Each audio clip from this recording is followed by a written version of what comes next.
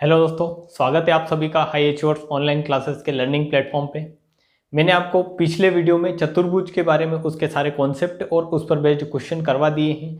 अगर आपने वीडियोस देखे हैं तो मैंने चतुर्भुज जो भी हैं आपके 5 टाइप के जो चतुर्भुज होते हैं वो पढ़ा दिए हैं और उन पर बेस्ड किस किस तरीके के क्वेश्चन बन सकते हैं सारे मैं आपको 2 लेक्चर में इससे पिछले 2 लेक्चर में उन पर बेस्ड क्वेश्चन भी करवा दिए हैं। ठीक है, तो आज से अपन को स्टार्ट करना है। चतुर्भुज पूरा हो चुका है तो इससे बाद रहता है सर्कल। ठीक है, तो सर्कल में आपको क्या क्या पढ़ना है, जैसे जैसे आप जो रहेंगे मैं टॉपिक आज के लेक्चर के टॉपिक बता देता हूं कि आज क्या पढ़ना है। इसके बाद में आपको इसके ऊपर क्वेश्चन करना है और उसके बाद में धीरे धीरे जो भी कॉन्सेप्ट रहेंगे वो इसी तरीके से मैं आपको बता बता के पढ़ाता रहूँगा ताकि आपको भी क्लियर रहे कि हाँ क्या क्या कॉन्सेप्ट होते हैं सर्कल में। ठीक है, तो सबसे पहले आज के लेक्चर में आपको सर्कल को समझना है कि एक्चुअली सर्कल होता क्या है।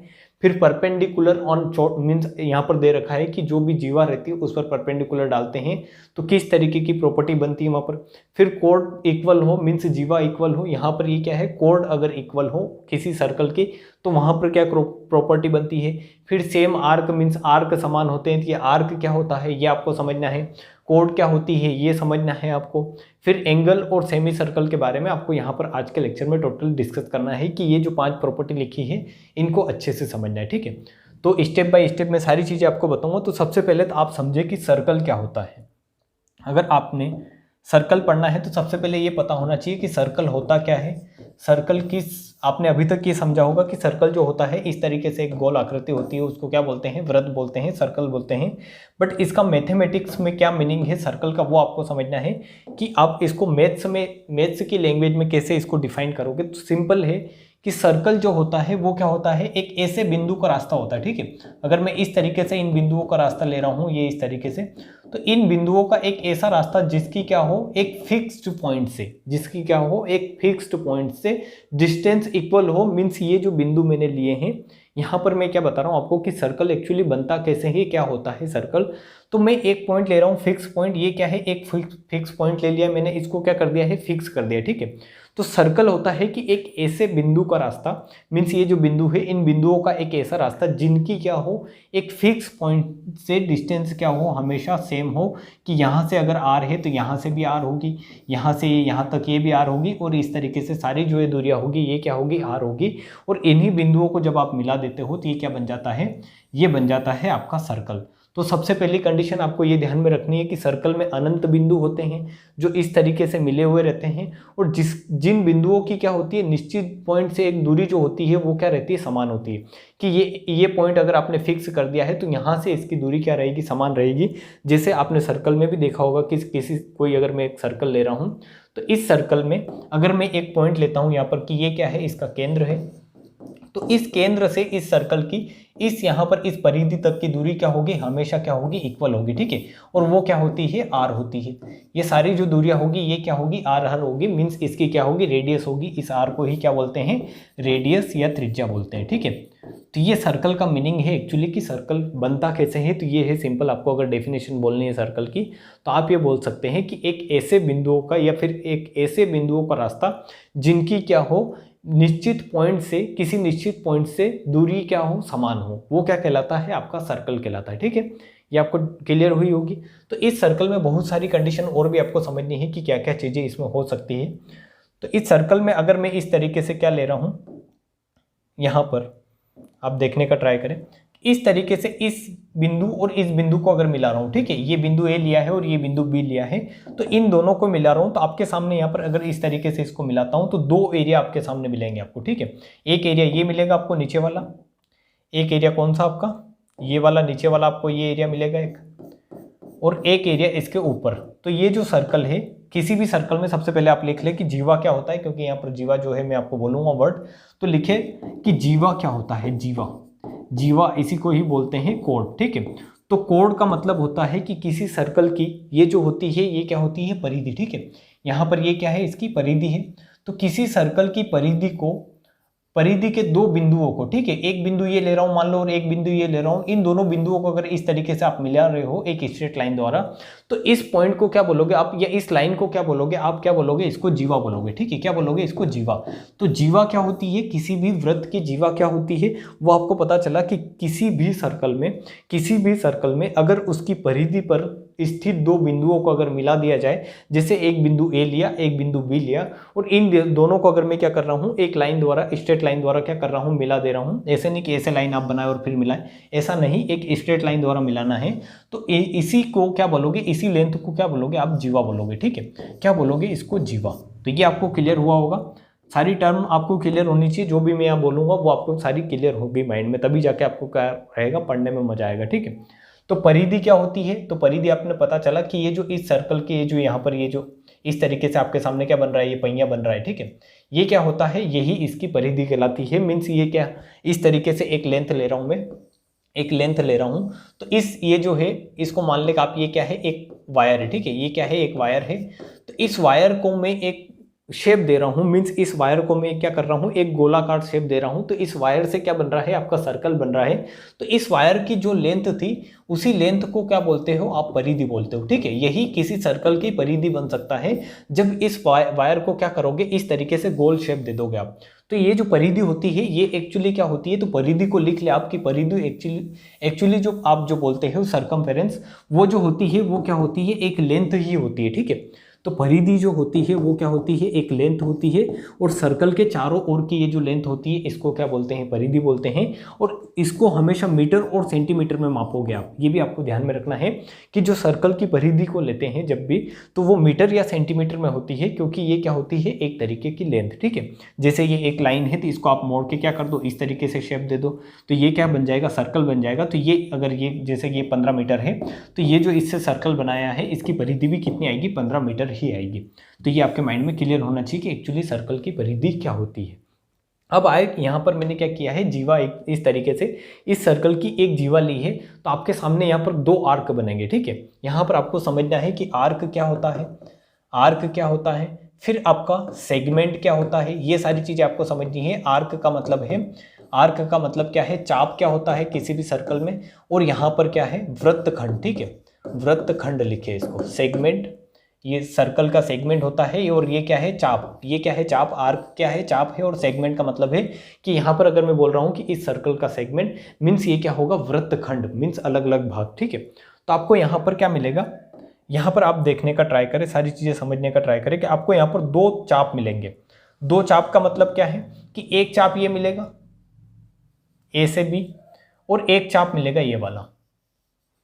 तो यहां पर दो तरीके के चाप होते हैं, एक होता है माइनर आर्क, माइनर आर्क, और एक होता है मेजर आर्क। ठीक है, ये चीजें आपको लिखनी है और इनको समझना भी है। माइनर आर्क लिख रहा हूं तो माइनर आर्क का मतलब क्या, और मेजर आर्क लिख रहा हूं तो मेजर आर्क का मतलब क्या है कि आपने एक सर्कल को इस तरीके से बांटा कि उसमें क्या कर दी, एक जीवा डाल दी, तो इस जीवा द्वारा ये सर्कल दो बराबर भागों, मीन्स बराबर भागों में बटेगा, तो वो जीवा जो होगी आपकी क्या कहलाएगी, व्यास कहलाएगी। ठीक है, बट यहाँ पर कंडीशन ऐसी नहीं है, यहाँ पर क्या कर रहा है, इस तरीके से ये क्या है, पोर्शन बड़ा है और ये पोर्शन क्या है, छोटा है। तो ये जो आपकी ये जो जीवा इस सर्कल को दो बराबर भागों में बांट रही है, तो ये जो नीचे वाला आर्क है, ये छोटा दिख रहा है आपको, तो इसी को क्या बोलोगे, माइनर आर्क बोलोगे आप। और ये जो बड़ा वाला आर्क है, इसी को क्या बोलोगे आप, मेजर आर्क बोलोगे। ठीक है, तो आर्क को लिखने का सिंपल तरीका क्या होता है, या आर्क को डिफाइन कैसे करोगे, तो आर्क क्या होता है, परिधि पर इस तरीके से आप एक चापाकार क्या ले ले, एक लेंथ ले ले। ठीक है, इस तरीके से, जैसे ये अगर ए बी है, तो इस ए बी को आप क्या लिख सकते हो, ये ए बी क्या है, एक आर्क है, एक क्या है, आर्क है। इस तरीके से एक क्या है, चाप की समान जो है आकृति है। ठीक है, तो ये चाप ए बी है, इसको क्या बोलोगे आप, माइनर आर्क बोलोगे। और ये जो चाप आपका बी ए है, यहाँ पर बी से ए ले या ए से बी भी लेंगे, तो यहाँ पर आपको सिंपल ध्यान में रखना है कि एक आर्क नीचे भी बनेगा और एक आर्क ऊपर भी बनेगा, तो दोनों ही क्या कहलाएंगे, आर्क ही कहलाएंगे। बट एक क्या है, माइनर आर्क है आपका छोटा चाप है, और एक क्या है आपका बड़ा चाप है। ठीक है, मेजर आर्क मतलब क्या है, एक बड़ा चाप है। तो ये आपको क्लियर हुआ होगा कि चाप क्या होता है और चाप में किस तरीके से माइनर आर्क और मेजर आर्क क्या क्या होता है।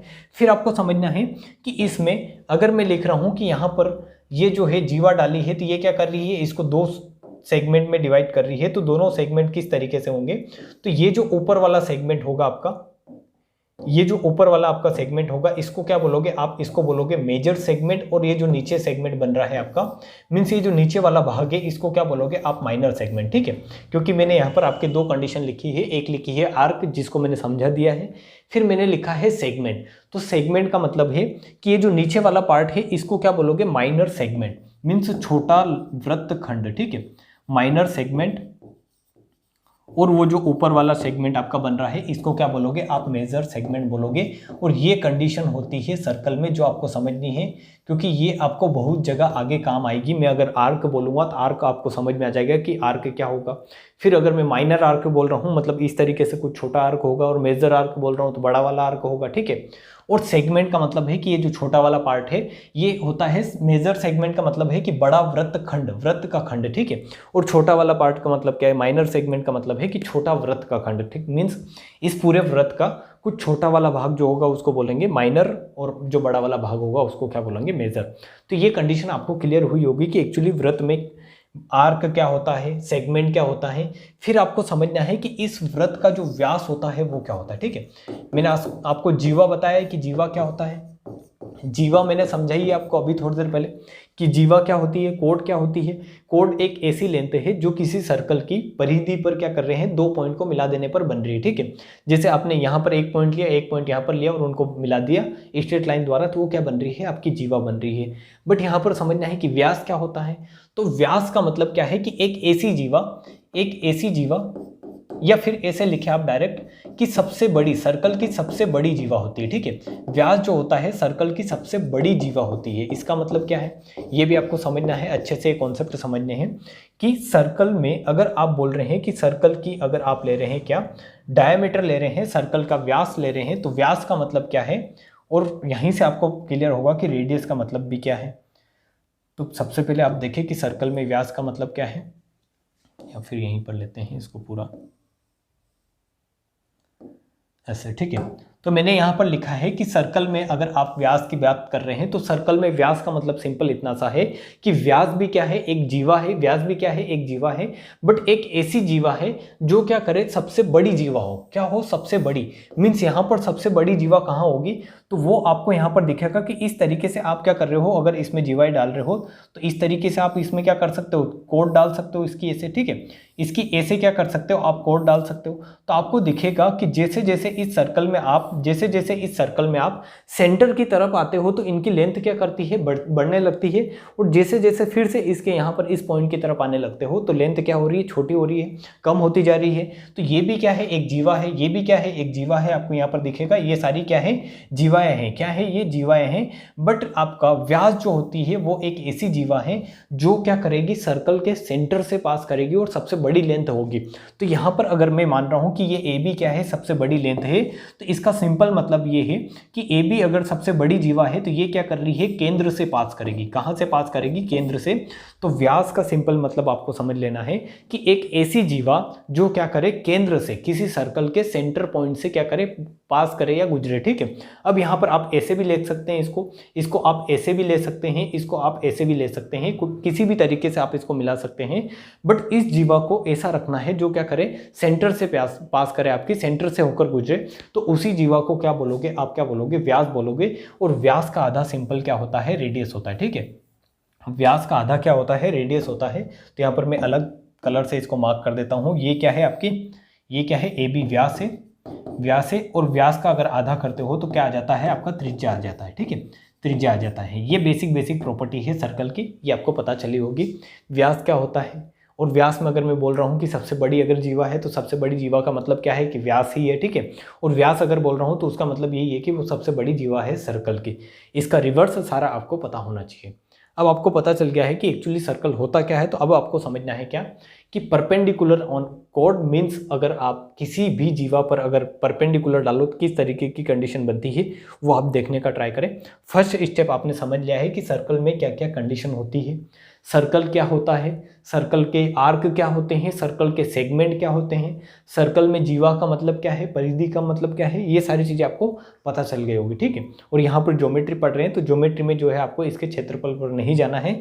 बट अगर आपको देखना है कि सर्कल का जो क्षेत्रफल होता है, एरिया होता है, वो क्या होता है, तो एरिया सिंपल क्या होता है आपका पाई आर स्क्वायर, ठीक है, पाई आर स्क्वायर, ठीक है। ये अभी यहाँ पर इतना समझ लिया, फिर जो है अपन 2D में और अच्छे से पढ़ेंगे इसको। अब समझने का ट्राई करें आप कि इस तरीके से एक क्या ले रहा हूँ मैं, सर्कल ले रहा हूँ आपके सामने।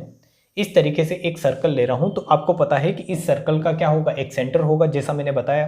सेंटर कहाँ होगा, तो इस तरीके से अगर मैं एक सेंटर यहाँ पर ले रहा हूँ जो क्या है, इस सर्कल का क्या है, सेंटर है। और सेंटर का मतलब क्या है कि सेंटर एक ऐसी पॉइंट है या एक ऐसा पॉइंट है जिससे इस परिधि पर कहीं पर भी कोई भी बिंदु ले लो, जैसे आप इस तरीके से यहाँ पर एक बिंदु ये ले रहे हो, तो यहाँ से ये डिस्टेंस ये क्या होगी, ये आर है, तो यहाँ से इस पॉइंट पर डिस्टेंस, इस पॉइंट पर डिस्टेंस, इस पॉइंट पर डिस्टेंस, सभी पॉइंट पर जो डिस्टेंस आएगी यहाँ से इस पॉइंट से वो क्या आएगी, आर आर आएगी, और उसी को क्या बोलते हैं, सेंटर पॉइंट बोलते हैं, ठीक है, केंद्र बोलते हैं। तो केंद्र आपको पता चला होगा कि सर्कल का केंद्र क्या होता है।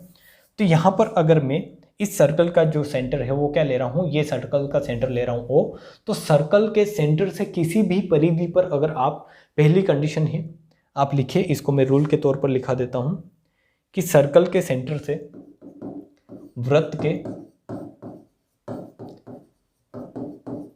केंद्र से, वृत्त के केंद्र से जीवा पर डाला गया लंब, ठीक है, जीवा पर डाला गया लंब क्या करता है क्या नहीं करता है ये आपको देखना है। अभी समझ में आएगा कि अगर वृत्त के केंद्र से अगर आप जीवा पर लंब डालते हैं तो क्या कंडीशन बनती है, ये आप देखने का ट्राई करें। तो मैं यहाँ पर क्या ले रहा हूँ, एक कोण ले रहा हूँ, आपकी जीवा ले रहा हूँ इस तरीके से।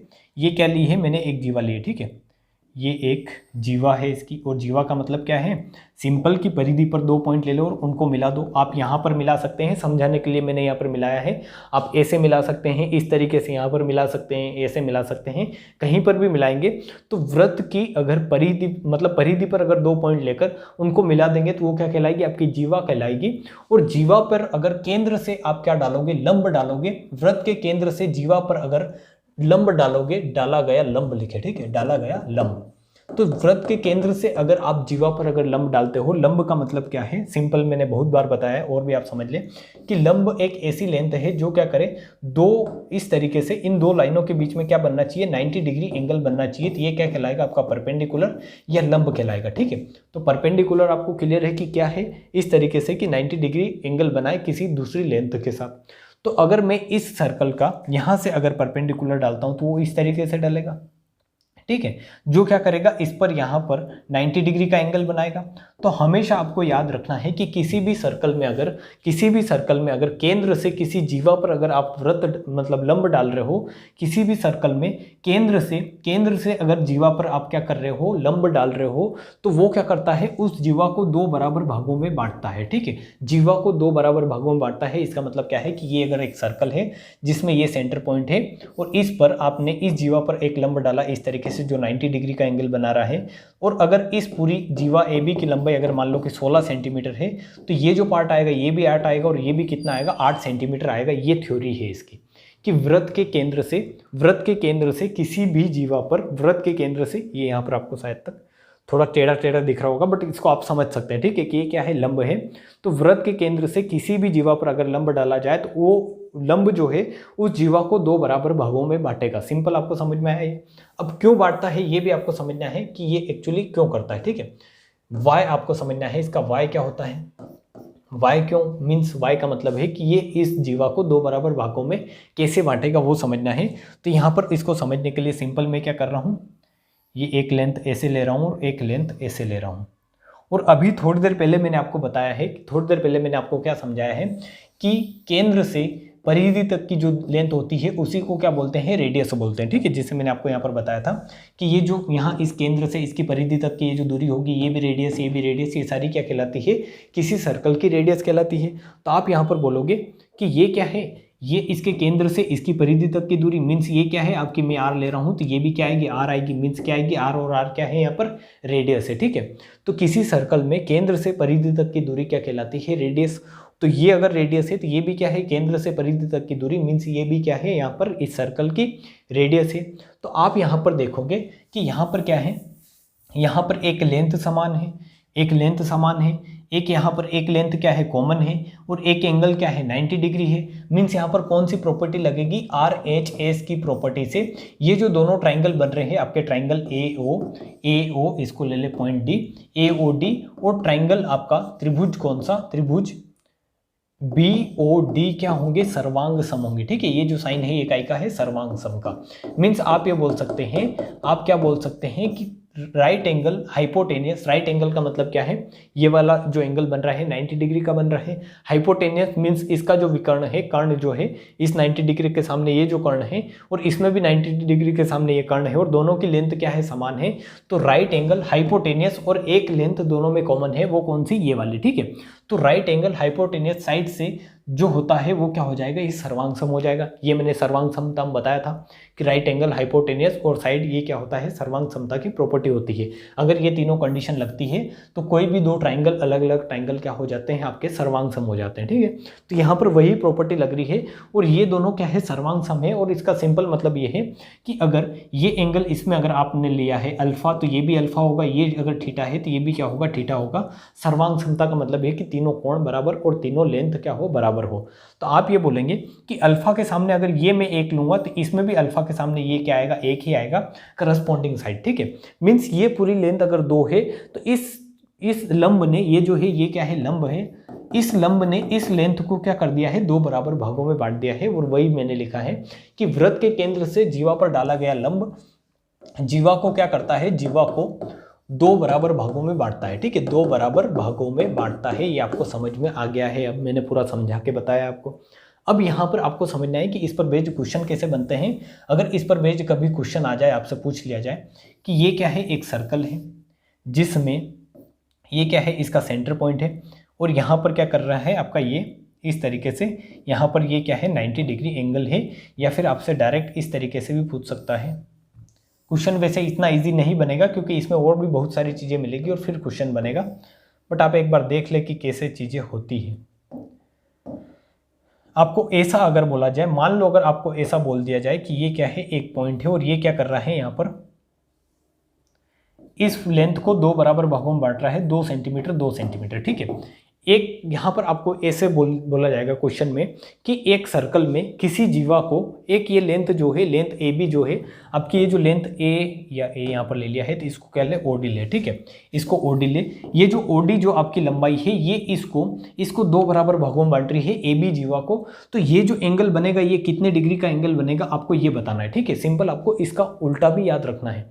ये तो आपने देखा कि सर्कल पर मीन्स सर्कल के सेंटर से किसी जीवा पर डाला गया लंब, ये अगर लंब डाला है तो ये इसको 2 बराबर भागों में बांटेगा। बट इसका रिवर्स क्या होगा, रिवर्स आपको समझना है कि इसका रिवर्स ये है कि अगर कोई लेंथ ऐसी आपने डाली है सर्कल के सेंटर से जो किसी जीवा को अगर 2 बराबर भागों में बांट रही है, तो यहाँ पर इन दोनों के बीच में जो एंगल बनेगा हमेशा कितने डिग्री का एंगल बनेगा, 90 डिग्री का एंगल बनेगा, ठीक है। ये चीज़ भी आपको याद रखनी है। ये तो आप डायरेक्ट पढ़ते हैं तो आपको याद रहता है कि सर्कल के सेंटर से, सर्कल के केंद्र से किसी कोड पर डाला गया जो लंब होता है, परपेंडिकुलर होता है, उस कोड को 2 बराबर भागों में बांटता है। बट अगर ऐसा दे दिया जाए कि ये इसको 2 बराबर भागों में बांट रहा है ऑलरेडी, बट ये एंगल पूछ लिया जाए कि एंगल कितना होगा, तो वो एंगल फिर कितना आएगा आपका, 90 डिग्री, ठीक है। रिवर्स भी याद रखना है और इसको डायरेक्टली भी याद रखना है कि ये वाला जो एंगल अगर आपसे पूछा जाएगा, अगर आपसे ये एंगल पूछ लिया जाता है तो ये एंगल कितना आएगा आपका, 90 डिग्री का आएगा, ठीक है। पूरा एंगल 180 होगा, ये 90 और ये भी कितना होगा, 90। ये आपको समझ में आया होगा। फिर सेकंड इसकी प्रॉपर्टी क्या है जो मैंने आपको बताई थी। पहली कंडीशन मैंने आपको समझा दी है कि परपेंडिकुलर, अगर परपेंडिकुलर डाला जाए कोड पर, जीवा पर, तो क्या होता है, सारी कंडीशन आपको समझ में आ गई है। फिर समझना है कि अगर किसी सर्कल की जीवाएं अगर इक्वल हो, ठीक है, बराबर हो, अगर किसी सर्कल की जीवाएं बराबर हो तो वहाँ पर क्या कंडीशन होती है। जैसे यहाँ पर समझे कि ये एक सर्कल लिया है मैंने, ये क्या है, सेकेंड नंबर प्रॉपर्टी है। सेकेंड नंबर प्रॉपर्टी है इक्वल कोड, ठीक है, इक्वल कोड, ऐसे याद रख सकते हैं आप एज ए थ्योरी। आपको समझनी है, इसको लिखना नहीं है, रटना भी नहीं है, आपको समझना है कि चीज़ें किस तरीके से होती है, सिंपल, ठीक है। आपको इसको लिखना नहीं है, नोट्स अगर बना रहे हो तो बहुत अच्छी बात है, बट इसको इतना नहीं लिखना है कि थ्योरी के रूप में आप लिख रहे हो, डायरेक्ट जो मेजर पॉइंट है वो लिख ले, ठीक है। अब इसमें अगर इस सर्कल में मैं क्या बोल रहा हूँ कि इसका एक पॉइंट क्या है, यहाँ पर एक सेंटर पॉइंट ओ लिया है और इसमें मैं 2 जीवाएं खींच रहा हूँ इस तरीके से कि एक जीवा मैंने यहाँ से इस तरीके से डाली और एक जीवा इस तरीके से डाली यहाँ पर, ठीक है। और मैं क्या बोल रहा हूँ आपको, जैसा आपको हेडिंग में लिखवा रखा है मैंने कि इक्वल कोड, ठीक है, कि ये ए बी और ये क्या है, ए बी और सी डी क्या है, दोनों जीवाई क्या है, समान है, ठीक है। ए बी बराबर है, ए बी की जो लेंथ है वही लेंथ है सी डी की। मीन्स अगर किसी सर्कल में दो जीवाई अगर बराबर है, जैसे ये अगर आप 10 सेंटीमीटर ले रहे हैं जीवा और ये भी अगर 10 सेंटीमीटर है, तो वहाँ पर क्या कंडीशन होती है कि उन दोनों जीवाओं की सेंटर से जो दूरियां होती है कि ये अगर आपका एक्स आ रही है तो ये डिस्टेंस भी कितनी आएगी, एक्स ही आएगी। मीन्स सिंपल पॉइंट जो है आप यहाँ पर समझने का ट्राई करेंगे। मैं आपको पूरा बताता हूँ इसको कि ये क्या है, सेंटर पॉइंट है। तो इसमें ऐसी कंडीशन दे दी जाए आपकी कि ए बी बराबर क्या है, सी डी है, ठीक है, ए बी बराबर क्या है, सी डी है। तो यहाँ पर इसमें क्या क्या रिजल्ट बनेंगे, तो एक तो ये कि इन दोनों के बीच की डिस्टेंस रहेगी और ये पॉइंट क्या है आपका डी है, इसको ले ले ई ले ले, और इस पॉइंट को क्या ले ले, ओ ले ले, ठीक है। तो आपकी जो लेंथ ओ ई बराबर क्या हो जाएगा, आपकी यहाँ पर हो जाएगा ओ डी, ठीक है। पहले आप समझे फिर मैं इसको प्रूफ करके बताता हूँ कि क्या क्या कंडीशन बनती है। पहली कंडीशन बनती है कि इन दोनों की जो सेंटर से, ये जो केंद्र से जो दूरी आएगी होगी वो भी क्या होगी, बराबर होगी। अगर किसी सर्कल में दो जीवाएं अगर बराबर है तो उनकी केंद्र से दूरी, कि इस केंद्र से ये जो दूरी ओ डी है और ये जो दूरी ओ ई है, मीन्स इस जीवा की केंद्र से दूरी और इस जीवा की केंद्र से दूरी भी क्या होगी, बराबर होगी, अगर जीवाएं समान है, ठीक है। ये पहला पॉइंट आपको समझ में आया। फिर यहाँ पर आप देखिए कि यहाँ पर दो चाप बनेंगे, ठीक है, ये जो आर्क बन रहा है ए बी और ये जो आर्क बन रहा है सी डी, ठीक है, ये जो आर्क बन रहा है ए बी और arc C D, means A B जो आर्क है वो बराबर होगा आर्क सी डी के, ठीक है। ये दोनों आर्क भी क्या होंगे, आपके समान होंगे। अगर ये दोनों जीवाई क्या है, बराबर लंबाई की है, तो इनके जो आर्क बनेंगे यहाँ पर, ये जो माइनर आर्क बन रहा है और ये वाला माइनर आर्क, दोनों जो माइनर आर्क होंगे वो क्या होंगे, इक्वल होंगे, ठीक है। ये बात आपको ध्यान में रखनी है, याद रखनी है। और थर्ड कंडीशन होती है जो मोस्ट इंपॉर्टेंट है, जिसको आपको समझना है अच्छे से, कि यहाँ से अगर इस तरीके से मैं क्या करता हूँ, सेंटर को मिला देता हूँ। इस तरीके से मैंने अगर सेंटर को मिला दिया है तो आपको पता चलेगा कि सेंटर पे एक एंगल ये बन रहा है और एक एंगल क्या बन रहा है, ये, ठीक है। ये जो एंगल बन रहा है और ये वाला जो एंगल बन रहा है, हमेशा अगर दो जीवाएं बराबर है तो सेंटर पर उन जीवाओं द्वारा बनाया गया एंगल भी क्या होता है, बराबर होता है। ये आपको याद रखना है। मीन्स एंगल COD बराबर क्या होगा, एंगल AOB होगा, ठीक है। ये आपकी तीन कंडीशन आपको याद रखनी है। कहाँ से, यहाँ से इक्वल कोड से, कि अगर किसी सर्कल में दो जीवाएं बराबर, तो पहला कंडीशन ये है, पहली कंडीशन जो है वो ये है कि जीवाएं अगर बराबर तो उन जीवाओं की सेंटर से दूरी भी बराबर होगा। OD बराबर होगा OE, मीन्स अगर ये 2 सेंटीमीटर दूर है यहाँ सेंटर से, तो ये भी सेंटर से 2 सेंटीमीटर दूर होगी। सेकंड कंडीशन ये होती है कि इनके जो चाप बनते हैं, ये चाप AB और ये जो चाप CD यहाँ पर बन रहा है, इन दोनों चाप भी क्या होंगे, बराबर होंगे। कि ये अगर चाप की मान लो कुछ आपको लेंथ दे रखी हो, क्योंकि ये जो चाप है ये क्या है, एक्चुअली क्या है, लेंथ ही है, ठीक है। ये क्या है, इस परिधि पर कुछ न कुछ यहाँ पर इसकी लेंथ है, कि अगर पूरी परिधि मान लो कि अगर 10 सेंटीमीटर है तो ये 2-3 सेंटीमीटर का कुछ होगा। तो चाप AB और चाप AD क्या होंगे, आपके बराबर होंगे। सेकेंड कंडीशन ये है। फिर आपको थर्ड कंडीशन जो याद रखनी है वो क्या है, कि इनके द्वारा केंद्र पर बनाया गया कोण, इस चाप द्वारा AB द्वारा केंद्र पर कितना कोण बन रहा है और इस CD द्वारा केंद्र पर जो कोण बन रहा है वो भी इक्वल होगा। मीन्स अगर ये एंगल आपका थीटा है तो ये वाला एंगल भी कितना आएगा, थीटा आएगा, ठीक है। ये कंडीशन, तीनों कंडीशन आपको याद रखनी है यहाँ पर। अब ये क्यों होता है इसको भी समझ ले, कि वाई क्यों होता है ऐसा सब कुछ। तो ये जो है आपको अभी थोड़ी देर में समझ में आ जाएगा। कि मैं यहाँ पर अगर 1 मिनट के लिए मैं मानता हूँ कि इसकी रेडियस क्या है, R है, ठीक है। तो आपको मिलेगा कि ये क्या है, केंद्र से परिधि तक की दूरी, ये भी क्या होगी, R होगी। ये केंद्र से ये परिधि तक की दूरी, ये भी R होगी। ये केंद्र से ये परिधि तक की दूरी, ये भी R होगी। ये केंद्र से ये परिधि तक की दूरी, ये भी क्या होगी, R होगी।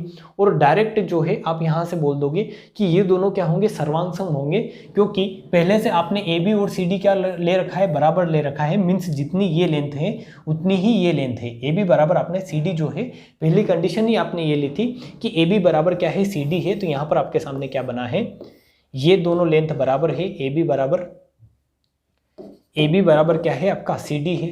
फिर आपने देखा कि इस तरीके से दो ट्राइंगल बन रहे हैं और इसमें ये R मीन्स इनकी दोनों भुजाएं, ये दोनों भुजाएं तो इक्वल आ गई और ये तीसरी भुजा भी आपस में क्या है, इक्वल है। मीन्स इन दोनों ट्राइंगल की तीनों ही भुजाएं क्या है, बराबर आ गई। और जब भी किसी दो ट्राइंगल की तीनों ही भुजाएं अगर बराबर आ जाए किसी अलग अलग दो ट्राइंगल की तीनों ही भुजा अगर बराबर आ जाए तो वो क्या कहलाते हैं, आपके सर्वांग सम कहलाते हैं। ठीक है, क्या कहलाते हैं, सर्वांग सम। और सर्वांग समता का मतलब ये है कि वहां पर सारे एंगल बराबर होंगे।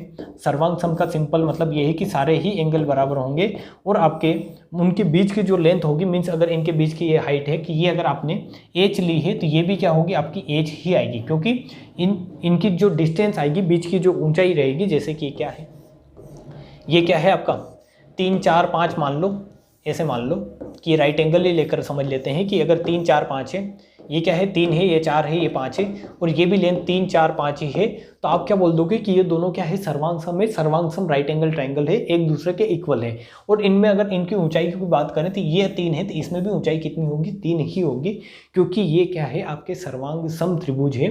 तो आपको मैं यहाँ पर भी यही बताने का ट्राई कर रहा हूँ कि ये एंगल क्या है, यहाँ पर ये एंगल भी होगा बराबर और इनकी ये जो हाइट होगी, मीन्स इनकी यहाँ पर ये जो केंद्र से यहाँ तक की दूरी होगी, ये भी क्या आएगी, आपकी बराबर आएगी। ठीक है, तो ये सारी चीज़ें आपको क्लियर होगी। मैंने क्या क्या बताया अभी तक आप समझ ले एक बार और, कि अभी तक जो है आपने पढ़ा है, दो कंडीशन आपने पढ़ी है, परपेंडिकुलर डालते हैं तो क्या होता है और अगर इक्वल कोड हो तो क्या होता है। ठीक है, मीन्स अगर किसी सर्कल में अगर इक्वल कोड है इस तरीके से कि अगर जीवाओं की लंबाई अगर समान है कि ए बी बराबर अगर सी डी है तो उनकी केंद्र से दूरी भी बराबर होगी और केंद्र पर जो ये कोड, मीन्स जो चाप ये एंगल केंद्र पर अगर थीटा बना रहा है तो ये वाला चाप सी डी भी केंद्र पर एंगल कितना बनाएगा, थीटा ही एंगल बनाएगा। ठीक है, ये आपको ध्यान में रखना है। और इस पर क्वेश्चन जो है, मेजर क्वेश्चन ऐसे बन सकता है, डायरेक्टली क्वेश्चन ऐसे कि अगर आपको ऐसा दे दिया जाए कि क्या कर रहा है, ये एक सर्कल है जिसमें क्या है, ये जो जीवा है ये इस जीवा के क्या है, बराबर है, या फिर इसका रिवर्स भी आपको याद रखना है। रिवर्स कैसे,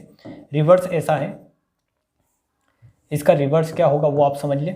रिवर्स का मतलब ये है कि आपको ऐसा दे दिया गया कि केंद्र पर इसके द्वारा अल्फा एंगल बनाया जाता है, इस सी डी के द्वारा अल्फा एंगल बनाया जा रहा है और केंद्र पर इसके द्वारा भी अल्फा एंगल ही बनाया जा रहा है ए बी चाप द्वारा। तो आपसे पूछ लिया जाता है कि ए बी और बी सी जो होंगे, मीन्स आपके जो सी डी होंगे, ये क्या होंगे, मीन्स इसकी अगर लेंथ आपको 6 सेंटीमीटर दे रखी है तो इसकी लेंथ कितनी होगी, इस तरीके का क्वेश्चन आपसे बन सकता है। ठीक है, यहाँ पर पूछ सकता है कि आपको दे रखा है सिंपल एक सर्कल दे रखा है जिसमें आपको यहाँ पर दे रखा है कि ये जो है आपका ये जो चाप है यहाँ पर सेंटर पर अल्फा एंगल बना रहा है और इस चाप द्वारा भी सेंटर पर अल्फा एंगल ही बन रहा है। तो अगर किन्हीं दो चाप द्वारा सेंटर पर अगर अल्फा एंगल बने या दो जीवाओं के द्वारा यहाँ सेंटर पर ये जो बन रहा है एंगल अल्फा एंगल बन रहा है और इस जीवा द्वारा भी सेंटर पर अल्फा एंगल बन रहा है, तो ये जो एंगल अगर समान है तो ये जो जीवाओं की लेंथ होगी ये भी क्या होगी, समान होगी। ठीक है, इन जीवाओं की जो लेंथ होगी ये भी क्या होगी, समान होगी। ये आपको याद रखना है कि अगर ये 6 सेंटीमीटर है तो ये भी 6 सेंटीमीटर आएगा। और यहाँ पर अगर इनकी केंद्र से दूरी के बारे में पूछा जाए कि मान लो इसकी केंद्र से दूरी अगर 4 सेंटीमीटर दे रखी है, तो चूंकि आपको दे रखा है कि कोण समान है, तो कोण समान है तो इसका मतलब ये है कि इसकी केंद्र से दूरी अगर 4 है तो इसकी भी कितनी होगी, 4 होगी। और इन दोनों की लेंथ भी क्या होगी, ए बी बराबर क्या होगा, आपका सी डी होगा। और यहाँ पर ये अगर पॉइंट ई लेता हूँ और ये पॉइंट अगर मैं डी लेता हूँ तो डी ओ बराबर आपका क्या आएगा, ई ओ आएगा। ठीक है, ये पॉइंट अगर ओ है तो ये जो लेंथ होगी वही लेंथ ये होगी। ये सिंपल आपकी थ्योरम है। फिर आपको इसमें आगे जो है क्या समझना है, 2 पॉइंट आपके हो चुके हैं। तीसरा पॉइंट है कि सेम आर्क। सेम आर्क का मतलब क्या है, आप ये भी समझे। इसमें आगे समझते हैं कि सेम आर्क का मतलब क्या है। समान आर्क का मतलब, किसी भी सर्कल में समान आर्क का मतलब जो है कि अगर आपने आर्क लिया है, या फिर पहली कंडीशन आप ये समझ ले, कौन सी वाली, ये वाली समझ ले कि सेमी सर्कल, या यहाँ पर एंगल के बारे में आप समझ ले, एंगल के बारे में समझ ले, फिर आएंगे अपन सेम आर्क में। कि अगर किसी भी सर्कल में केंद्र पर जो कोण बनता है वो परिधि पर बने कोण का दुगना होता है। ये मैंने आपको वहाँ पर पढ़ाया था, आपके परिकेंद्र जब पढ़ाया था वहाँ पर भी समझाया था कि किसी भी सर्कल में अगर आप केंद्र पर, जैसे कि मान लो केंद्र पर आप जो है कि आपका कितना एंगल बन रहा है, यहाँ पर केंद्र पर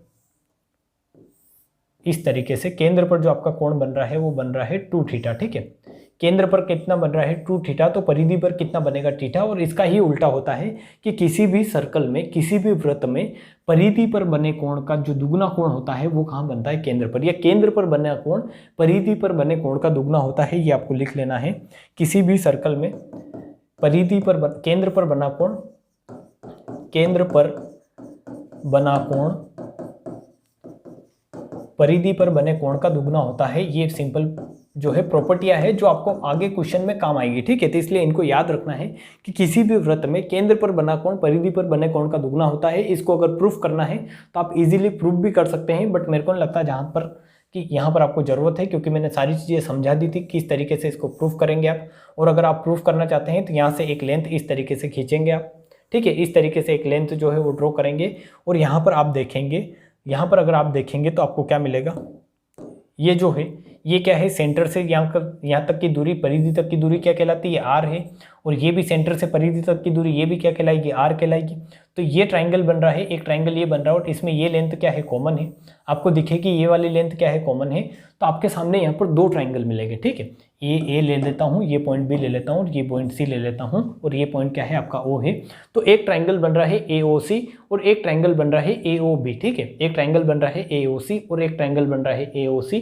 तो इसमें देखें ये क्या है, ये आर है, ये आर है और ये भी क्या है, आर है, क्योंकि ये भी क्या है, केंद्र से परिधि तक की दूरी है। तो ये अगर आर है, ये अगर आर है और इस ट्राइंगल में अगर ये कोण आप अल्फा ले रहे हैं तो ये भी कोण क्या कहलाएगा, अल्फा ही आएगा, क्योंकि दो लेंथ अगर समान तो दो कोण भी क्या होंगे, समान होंगे। उसी तरीके से ये आर है, ये भी आर है, अगर ये आप थीटा लेते हैं तो ये भी कितना आएगा, थीटा आएगा, क्योंकि दो साइड बराबर तो दो कोण भी बराबर होते हैं, ट्राइंगल की प्रॉपर्टी है। तो ये एक्सटीरियर एंगल निकालने का ट्राई करें, इस ट्राइंगल का एक्सटीरियर एंगल निकालेंगे तो ये क्या कहलाता है, एक्सटीरियर एंगल जो होता है अपोजिट इंटीरियर एंगल के सम के बराबर होता है, विपरीत आंतरिक कोण के सम के बराबर होता है। इस एंगल को छोड़कर इन दोनों के सम के बराबर होगा। अल्फा प्लस अल्फा कितना आएगा आपका, 2 अल्फा आएगा और ये थीटा प्लस थीटा कितना आएगा आपका, 2 थीटा आएगा, इस ट्राइंगल का एक्सटीरियर एंगल। तो आप ये बोलोगे कि ये कितना आया, 2 थीटा प्लस 2 अल्फा। और आप यहाँ पर देखोगे तो परिधि पर कितना टोटल पूरा एंगल जो है कितना बन रहा है, तो वो बन रहा है alpha plus theta. Means alpha plus theta का क्या है, दुगुना है। अगर यहाँ से दो कॉमन लोगे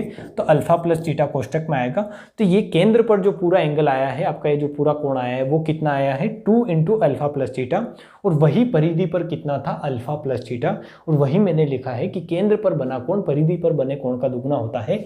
कभी भी आपके सामने अगर ऐसी कंडीशन आती है कि आपको इस तरीके से दे दिया जाए, मान लो बेसिक से आपको सारी चीज़ें समझा रहा हूँ कि अगर मान लो ये कोण 130 डिग्री का है केंद्र पर, ठीक है, केंद्र पर 130 डिग्री का कोण बन रहा है, तो परिधि पर कहीं पर भी कोण बनाओ, ठीक है। केंद्र पर अगर 130 डिग्री का कोण बन रहा है तो परिधि पर अगर आपने यहाँ कोण बनाया है तो ये कितना बनेगा, इसका जस्ट आधा 65 डिग्री का, ठीक है। कितना बनेगा, 65 डिग्री का। अगर आप यहाँ नहीं बनाना चाहते, आप बोलते हैं हम यहाँ नहीं बनाएंगे, हम कहीं और बनाएंगे, इस तरीके से आपने यहाँ बना दिया, तो ये भी कितना बनेगा, 65 डिग्री का ही बनेगा, क्योंकि इसी आर्क द्वारा, इसी सेम आर्क द्वारा आपको ये भी ध्यान रखना है, ठीक है।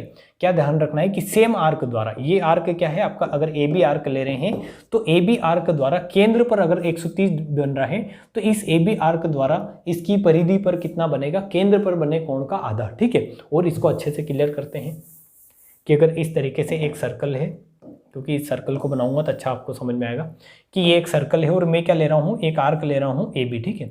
ए बी एक आर्क ले रहा हूँ और जिसको मैं बोल रहा हूँ इस तरीके से है कि ये केंद्र पर कितना बना रहा है, 170 डिग्री का कोण बना रहा है। केंद्र पर कितना बना रहा है, 170 डिग्री का। तो आप मेरे को ये बताओ कि इसी आर्क द्वारा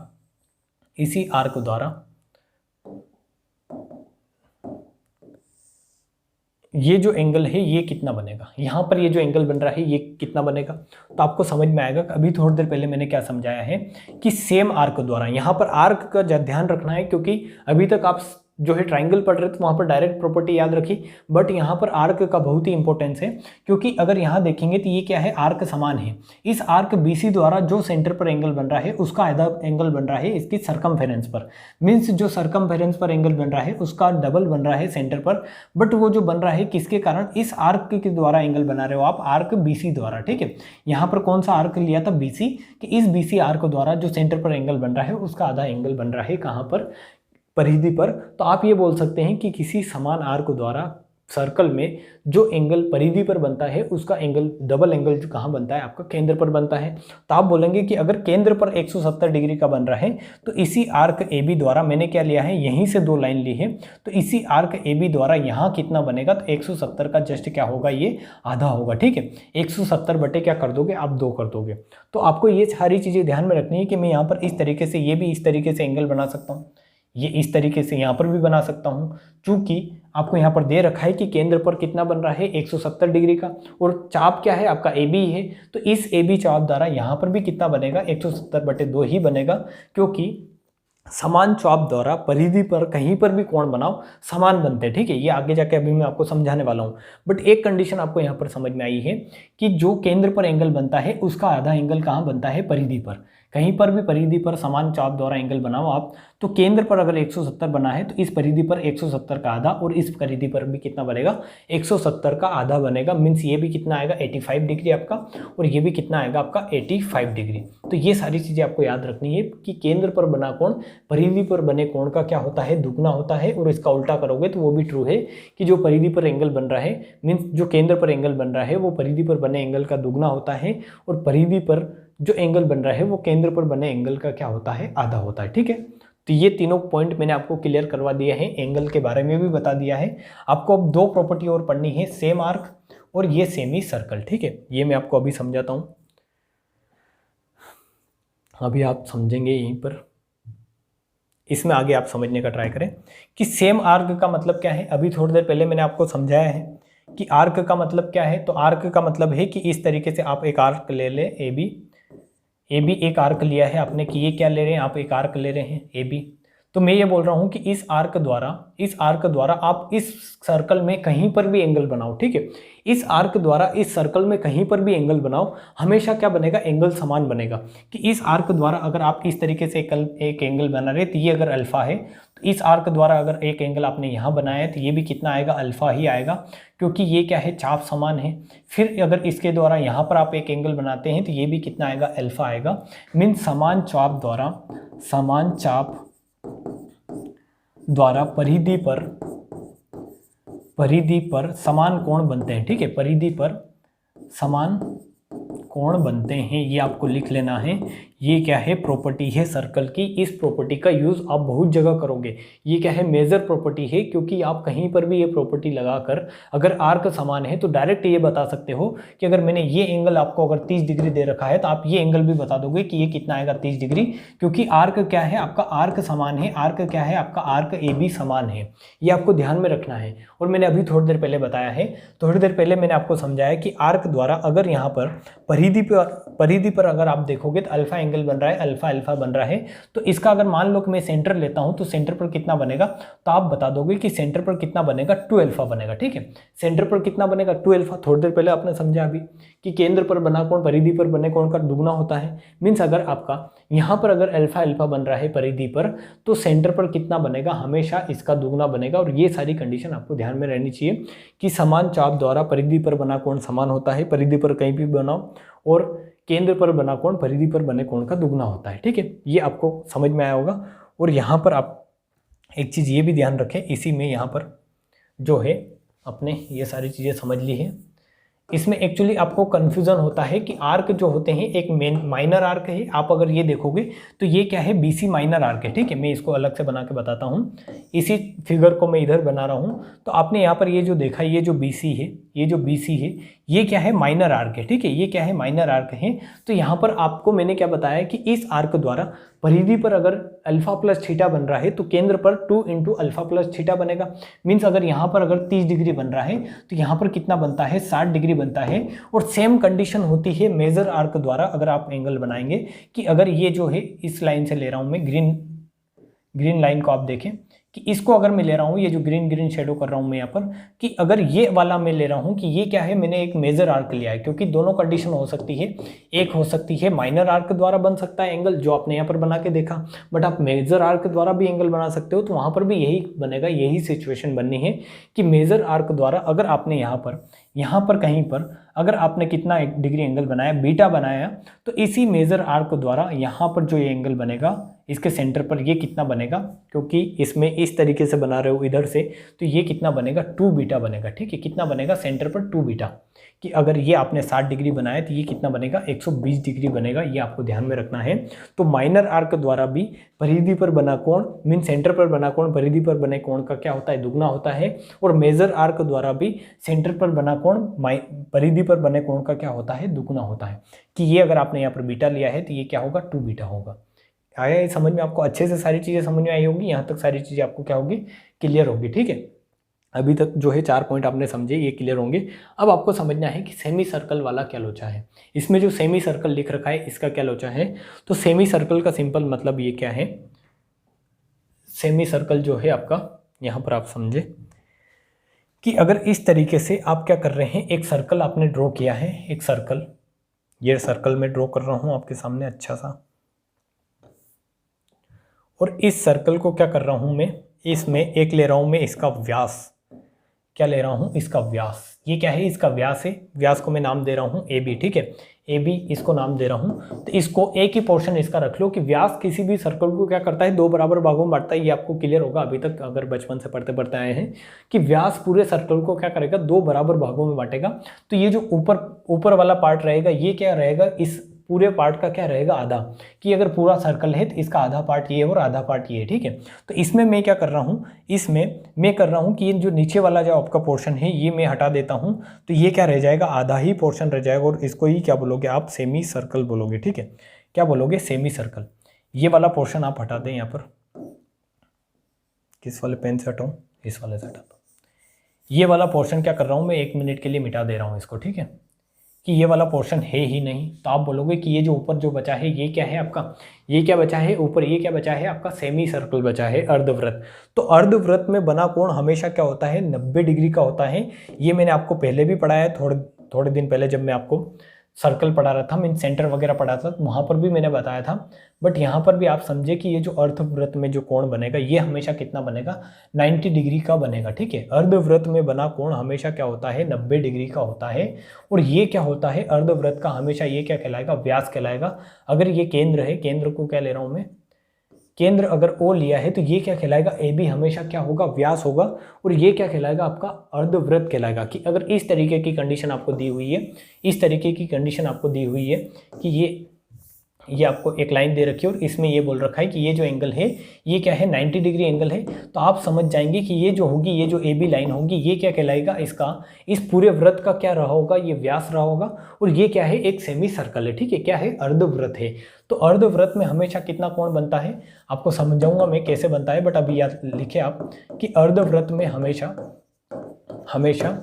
90 डिग्री का एंगल बनता है। ठीक है, कितना बनता है, 90 डिग्री का कोण बनता है।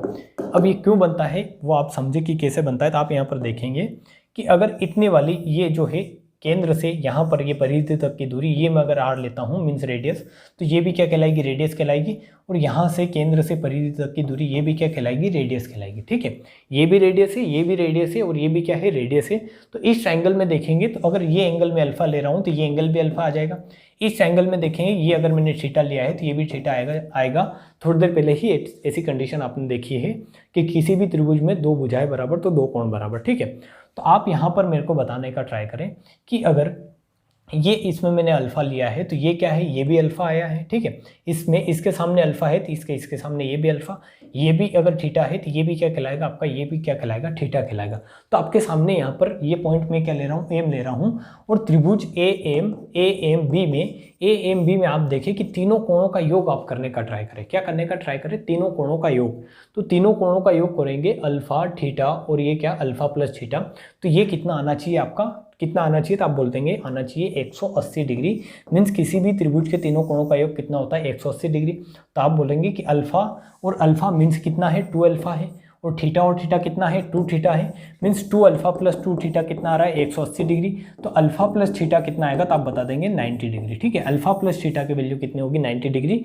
और वही मैंने बोला है कि अर्धवृत्त अगर है इस तरीके से तो हमेशा ये जो एंगल बनता है ये कितना बनता है, 90 डिग्री।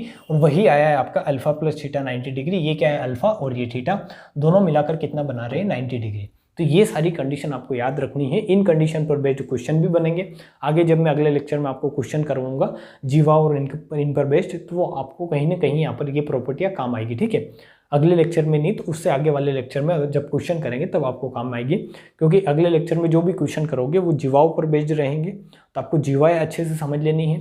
ये क्या होते हैं, मैंने आपको बताया है कि किसी भी सेम आर्क द्वारा परिधि पर कहीं पर भी कोण बनाओ आप, तो वो क्या कहलाएंगे, आपके एंगल जो आएंगे वो समान आएंगे। ठीक है, फिर आपको ध्यान में रखना है कि केंद्र पर बना कोण परिधि पर बने कोण का दुगना होता है। आज की जो प्रॉपर्टी है वो आप एक बार और देख लें। मैंने क्या बताया था कि अगर इक्वल कोड है, ठीक है, जीवा अगर समान है तो समान जीवा अगर है, इस तरीके से अगर आप सर्कल ले रहे हैं, और अगर दो जीवा ये जो है ये दोनों जीवा अगर समान है कि ए बी बराबर आपकी क्या है सी डी है, तो इनकी केंद्र से दूरी ये जो डिस्टेंस होगी यहाँ से ये वाली डिस्टेंस और ये वाली डिस्टेंस, कि अगर ये 5 सेंटीमीटर है तो ये भी कितनी होगी, 5 सेंटीमीटर होगी। यहाँ जो ये एंगल बनाएगी केंद्र पर, ये जो एंगल बनाएगी यहाँ पर ये केंद्र पर, ये दोनों एंगल भी क्या होंगे, अगर ये थीटा है तो ये भी क्या आएगा, आपका थीटा आएगा, ठीक है। तो समान अगर जीवाएं अगर समान है, किसी भी ट्रायंगल में दो जीवाएं समान है और वो केंद्र से क्या है इस तरीके से दोनों अलग अलग है, क्योंकि अगर इस तरीके से अगर समान है तो इसके ऊपर ही लाई करेगी, अगर एक ही साइड में समान होगी तो इसके ऊपर ही आएगी, सिंपल है। बट अगर केंद्र से दोनों साइड है तो उनकी केंद्र से जो दोनों साइड की दूरी होगी, ये आपका यहाँ पर मैंने बताया था कि ओ ई बराबर क्या होगा, ओ डी होगा। और यहाँ पर ये जो एंगल बनेंगे, अगर ये एंगल आपका AOC अगर आप लेते हो तो ये आपका आएगा AOB के बराबर, कि अगर ये थीटा है तो ये भी कितना आएगा, आपका थीटा आएगा, ठीक है। और फिर आपके ये जो दोनों चाप होंगे ये भी क्या कहलाएंगे, बराबर कहलाएंगे, क्योंकि अभी थोड़ी देर बाद मतलब पहले आपने समझाया यहाँ पर, इसके बाद में मैंने आपको बताया था कि समान आर्क द्वारा जो बनते हैं, समान चाप द्वारा परिधि पर समान कोण बनते हैं। तो आप ये बता देंगे कि इस चाप द्वारा, AB चाप द्वारा अगर यहाँ पर थीटा बन रहा है तो इस चाप द्वारा भी यहाँ पर क्या बन रहा है, थीटा बन रहा है। मीन्स ये दोनों चाप भी क्या है, समान है, क्योंकि ये एंगल क्या है, ऑलरेडी इक्वल है, जो मैं आपको सर्वांग समता से प्रूव करवा चुका हूँ कि ये अगर थीटा है तो ये भी थीटा कैसे आता है, ठीक है। ये आपने सर्वांग समता से देखा था। और अगर ये दोनों बराबर है तो ये क्या बनेंगे, चाप भी क्या बनाएंगे, समान बनाएंगे, ठीक है। ये आपका थीटा है और ये भी क्या है, थीटा है। फिर आपने देखा था कि केंद्र से जीवा पर डाला गया लंब जीवा को दो बराबर भागों में बांटता है। ये आपको क्लियर होगा कि किसी भी सर्कल में अगर केंद्र से जीवा पर अगर लंब डालते हैं तो वो जीवा को क्या करता है, दो बराबर भागों में बांटता है, दो इक्वल डिस्टेंस में डिवाइड करता है। जितनी ये होगी उतनी ही ये वाली लेंथ होगी। AD बराबर क्या होगा, आपका BD होगा। और इसका रिवर्स भी ट्रू है कि अगर ये जो पॉइंट है ये इसको अगर दो बराबर भागों में बांट रहा है, ये जो लाइन है इसको, इस लेंथ को दो बराबर भागों में बांट रही है, तो ये क्या कहलाएगा, इसका लंब कहलाएगा। मीन्स यहाँ पर ये कितने डिग्री का एंगल बनाएगा, 90 डिग्री का, ठीक है। और फिर आपने समझा था कि एक्चुअली सर्कल होता क्या है, सर्कल की मतलब क्या है, सर्कल का मीनिंग क्या है। तो ये सारी चीज़ें जो होगी, मेरे को जहाँ तक उम्मीद है आपको आज की सारी चीज़ें क्लियर होगी। और अगर ये क्लियर है तो अगले जो होगा, अगला जो वीडियो होगा उसमें मैं इसके ऊपर जो है आपके क्वेश्चन करवाऊंगा। और क्वेश्चन काई पर बेस्ड होंगे, वो होंगे जीवाओं पर बेस्ड, ठीक है। जीवाओं पर बेस्ड क्वेश्चन, बहुत ही अच्छे अच्छे क्वेश्चन बनते हैं यहाँ से, तो वो करेंगे। और इसके बाद जो है इसकी अगली प्रॉपर्टी है वो मैं आपको पढ़ाऊंगा, ठीक है। तो अगर आपको वीडियो अच्छा लगता है, आपको बेसिक से अच्छे से समझ में आ रहा है, तो आप अपने जितने भी फ्रेंड्स हैं उनके साथ वीडियो को शेयर करें और चैनल को सब्सक्राइब करें, और जो है अच्छे से पढ़ते रहें, ठीक है। तो मिलते हैं नेक्स्ट वीडियो में, तब तक के लिए जय हिंद।